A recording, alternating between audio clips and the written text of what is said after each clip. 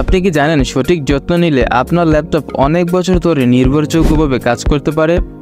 আজকে ভিডিওতে আমরা আলোচনা করব কিভাবে আপনার ল্যাপটপের সঠিক যত্ন নিলে তা দীর্ঘদিন চলবে এবং কার্যকর থাকবে। যারা নতুন ল্যাপটপ কিনেছেন বা যারা ল্যাপটপ দীর্ঘদিন ব্যবহার করতে চান তাদের জন্য এই ভিডিওটা অত্যন্ত গুরুত্বপূর্ণ। তাহলে চলুন ভিডিওটি শুরু করা যাক। প্রথমে বলি কেন ল্যাপটপের যত্ন নেওয়া জরুরি। ল্যাপটপ আমাদের দৈনন্দিন জীবনের একটি অপরিহার্য অংশ হয়ে উঠেছে, কিন্তু যদি আমরা সঠিকভাবে ল্যাপটপের যত্ন না নিই তাহলে তা অল্প দিনের মধ্যেই সমস্যার সম্মুখীন হতে পারে। সুতরাং দীর্ঘমেয়াদী পারফরম্যান্স এবং ইনভেস্টমেন্টের সুরক্ষার জন্য ল্যাপটপের যত্ন নেওয়া খুবই জরুরি। এখন কথা বলা যাক ল্যাপটপ কেনার পর প্রথমে কি করতে হবে বা আমাদের কি করা উচিত। ল্যাপটপ কেনার পরে যে 4টি কাজ করতে হবে তা খুবই গুরুত্বপূর্ণ। তা হলো নাম্বার 1, সফটওয়্যার আপডেট। নতুন ল্যাপটপ কিনলে প্রথমে সিস্টেম আপডেটগুলো চেক করে নিতে হবে। উইন্ডোজ বা ম্যাকওএস এর লেটেস্ট ভার্সন ইনস্টল করতে হবে যাতে সিকিউরিটি এবং পারফরম্যান্স ভালো থাকে। নাম্বার 2 হচ্ছে অ্যান্টিভাইরাস ইনস্টল করা। সফটওয়্যার এবং হার্ডওয়্যারকে সুরক্ষিত রাখতে একটি ভালো অ্যান্টিভাইরাস সফটওয়্যার ব্যবহার করুন। এই যে আপনার ডেটা ও ল্যাপটপকে ভাইরাস ও ম্যালওয়্যার থেকে সুরক্ষিত রাখবে।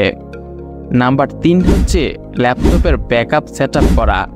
সাধারণত আপনি ল্যাপটপে গুরুত্বপূর্ণ ফাইল রাখতে পারেন, তাই একদম শুরু থেকে একটি ক্লাউড ব্যাকআপ সার্ভিস বা এক্সটার্নাল হার্ড ড্রাইভ ব্যবহার করে নিয়মিত ব্যাকআপ নিতে পারেন। তো নাম্বার 4 হচ্ছে ব্যাটারি সঠিকভাবে চার্জ করা। নতুন ল্যাপটপের ব্যাটারি চার্জের প্রথম কিছুদিন অনেক গুরুত্বপূর্ণ। ব্যাটারির লাইফ দীর্ঘ করতে প্রথমে 100% চার্জ করে ব্যবহার শুরু করতে হবে এবং মাঝে মাঝে ফুল চার্জ এবং ডিসচার্জও করতে হবে। সো এখন কথা বলবো ল্যাপটপের যত্ন নেওয়ার নিয়ম সম্পর্কে। ল্যাপটপের যত্ন নেওয়ার ক্ষেত্রেও আপনাকে মেইন 4টি বিষয় মাথায় রাখতে হবে। নাম্বার 1, পরিষ্কার পরিচ্ছন্নতা। ল্যাপটপের স্ক্রিন, কিবোর্ড এবং বডি নিয়মিত পরিষ্কার রাখুন। মাইক্রোফাইবার কাপড় এবং নির্দিষ্ট ইলেকট্রনিক ক্লিনার ব্যবহার করতে পারেন। ধুলাবালি জমলে ফ্যানের কার্যকারিতা কমে যেতে পারে, যার ফলে ল্যাপটপ অতিরিক্ত গরম হয়ে যেতে পারে। নাম্বার 2 হচ্ছে তাপমাত্রা নিয়ন্ত্রণ। ল্যাপটপ ব্যবহারের সময় খেয়াল রাখুন যেন তা বেশি গরম না হয়ে যায়। বেশি গরম হলে পারফরম্যান্স কমে যেতে পারে। প্রয়োজনে কুলিং প্যাড ব্যবহার করুন। ল্যাপটপকে বালিশ বা নরম জায়গায় না রেখে হার্ড সার্ভিসে রেখে ব্যবহার করতে শিখুন যেন এটি বায়ু চলাচল করতে পারে সঠিকভাবে। নাম্বার 3 হচ্ছে ব্যাটারির চার্জের সঠিক নিয়ম। ব্যাটারিকে দীর্ঘস্থায়ী করতে 100% চার্জ রাখার চেয়ে 20 থেকে 80% চার্জে রাখার চেষ্টা করুন। ল্যাপটপ সবসময় প্লাগ ইন রেখে ব্যবহার করবেন না, এতে করে ব্যাটারির লাইফ টাইম কমে যেতে পারে।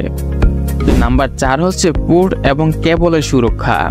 ল্যাপটপের ইউএসবি, এইচডিএমআই চার্জিং পোর্টের মতো জায়গাগুলোতে নিয়মিত ধুলাবালি জমা হয় কিনা তা দেখতে হবে এবং কেবল বা চার্জার ব্যবহারের সময় খুব বেশি টানাটানি করা যাবে না, কারণ এতে পোর্টের ক্ষতি হতে পারে। ভিডিওর এই পর্যায়ে এসে আমি এখন কথা বলবো ল্যাপটপের সফটওয়্যার এবং হার্ডওয়্যারের মেইনটেনেন্স নিয়ে। ল্যাপটপের সফটওয়্যার এবং হার্ডওয়্যার মেইনটেনেন্সের ক্ষেত্রে আমি 5টি বিষয় আইডেন্টিফাই করেছি, যেগুলো আমাদের সকলেরই করা উচিত যদি আমরা ভালো একটা পারফরম্যান্স ধরে রাখতে চাই।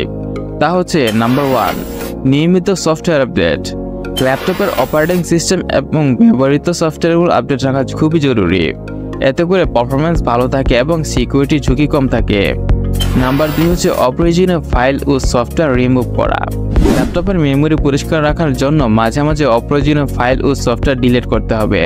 নিয়মিত ড্রাইভ ক্লিন আপ এবং ডিস্ক ডিফ্র্যাগমেন্ট করতে হবে। নাম্বার 3 হচ্ছে নিয়মিত স্ক্যান করা। সপ্তাহে অন্তত একবার ল্যাপটপের ভাইরাস ও ম্যালওয়্যার স্ক্যান করতে হবে। এটি আপনার ডেটা এবং ল্যাপটপের সুরক্ষা নিশ্চিত করবে। নাম্বার 4 হচ্ছে র্যাম ও স্টোরেজের আপগ্রেড করা।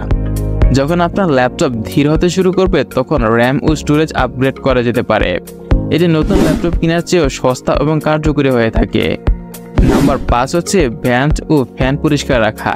ল্যাপটপের ফ্যান এবং ভ্যানগুলিকে নিয়মিত পরিষ্কার করা উচিত যাতে ধুলা জমে না যায়। এর ফলে ল্যাপটপের কুলিং ক্ষমতা বৃদ্ধি পাবে। তো বন্ধুরা, এই ছিল কিছু সহজ এবং কার্যকরী টিপস যা মেনে চললে আপনার ল্যাপটপ দীর্ঘদিন ভালো থাকবে এবং পারফরম্যান্সও বজায় থাকবে আশা করা যায়। যে ভিডিওটি ভালো লাগলে লাইক দিবেন এবং আপনার বন্ধুদের সাথে শেয়ার করতে ভুলবেন না।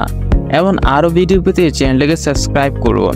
আবার দেখা হবে পরবর্তী কোনো ভিডিওতে। ততদিন ভালো থাকুন এবং সুস্থ থাকুন। ধন্যবাদ। আল্লাহ হাফেজ।